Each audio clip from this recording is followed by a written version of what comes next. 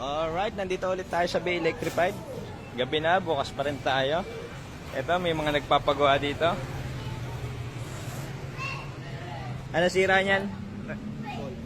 Hall sensor. Papalitan natin siya ng ano? Yan siya. M3. M3 ni sir. Naka-upgrade na yan ng Nanjing.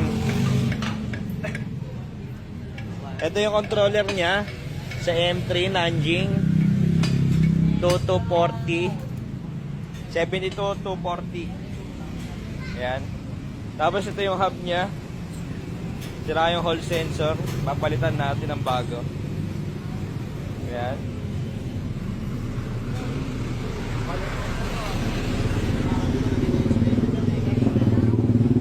Tapos meron pa tayo sa ditong e-bike, nagpapa-upgrade din.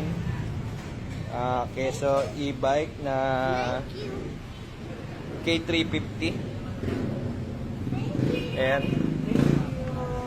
Yung controller niya is EM50. Nag-upgrade siya ng EM100. Bottle EM100. Ito yung luma niyang hub. Ayan. Papalit din siya ng hub. Ayan.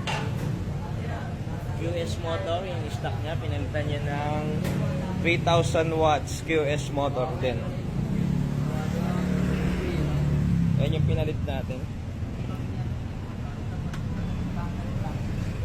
Etong QS na to is sport gen na to, na may 3,000 watts power save. Yan siya.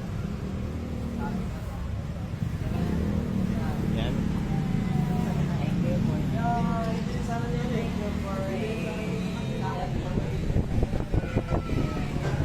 Ayan, tapos na po yung natin, pag-upgrade natin dito sa K350 ni Sir.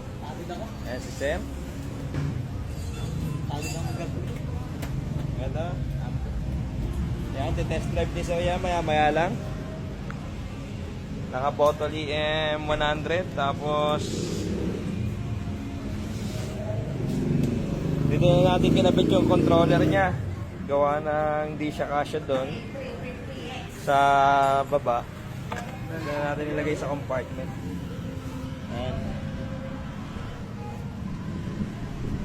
Naka 3,000 watts QS motor. Mamaya-maya lang, test drive ko sir.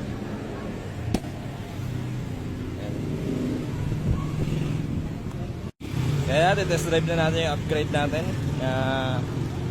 3,000 watts.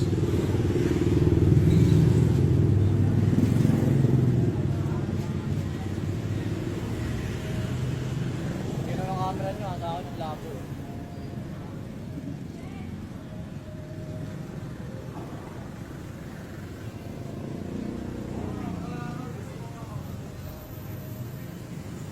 Yun o. Number 1 pa lang yan.